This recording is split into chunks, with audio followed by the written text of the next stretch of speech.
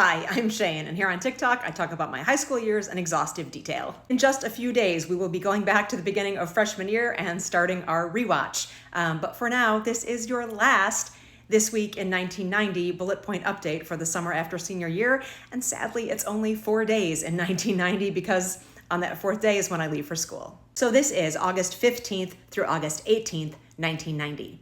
The entry for August 15th begins with Michael and I going somewhere to drop off his car. I still don't know what that was all about. And then we go back to my house. I then write this. I went to Macaulay and sold back some books for $30. I came home and made Michael some breakfast. Surprise of surprises, Mark came into my room and handed me an envelope and said, "Happy graduation." He got us tickets for Into the Woods at candlelight.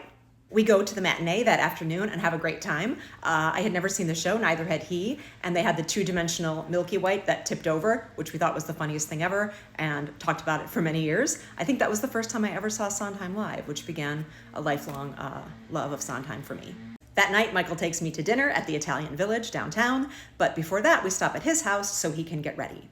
While we are there, Your Song by Elton John comes on, and we dance together. We tried to go for a walk on the beach, but for some reason, all of the pedestrian access was blocked off and we couldn't go. So we went to see his brother. His brother was living in a condo.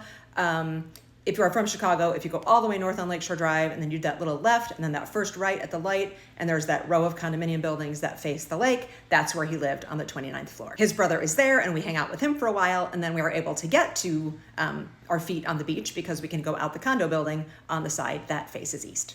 On the beach there, he tells me he loves me, which is a huge step and means a ton to me. And then from under an overturned rowboat, we hear a noise and there is a person sleeping under the rowboat who gets out from under it and kind of stumbles away. And we are startled by that and kind of freaked out. We leave the beach. On the way home, we sing Chances Are. And on the way back to my house, he rolls over some tracks and something goes horribly wrong with his new used car. He can only go 15 miles an hour back to my house, and he just stays the night because his car would not drive.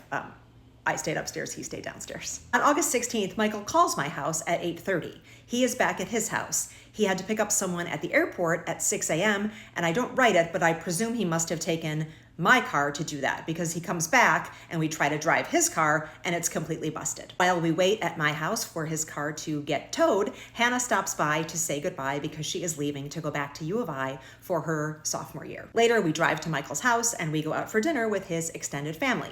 He drives me back home.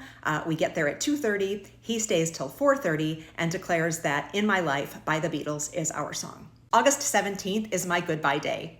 I have lunch with my mom's sisters and her parents, and they give me gifts, including baked goods and some money and a poster. I write this. Michael came over at about 4:30. We went to the plaza and came back here. I haven't really stopped crying since he left at 6. He cried too. He said, "Do whatever you want. You can do whatever, but do whatever you want. And if that involves coming to California, then okay." I started singing, "But of all these friends and lovers." He started singing too, but stopped for tears. We talk about me maybe going out there for spring break or maybe even Christmas, and then realize how far away Christmas even is and get really, really sad. On August 18th, me, my mom, my dad, and Mark leave for Omaha at 4:30 in the morning. I write this. I made a dreadful mistake. I was here unpacking at 3. And I also had a freshman seminar meeting. I ditched the meeting because it didn't say mandatory or anything. Well, now I am all screwed up. All the welcome week gibberish is scheduled around these groups. I will have to try to find them tomorrow. I say that I have met my roommate and that she seems nice. I will tell you that I saw her 3 weeks ago. I had the college girlfriends at the lake. She stood up in my wedding.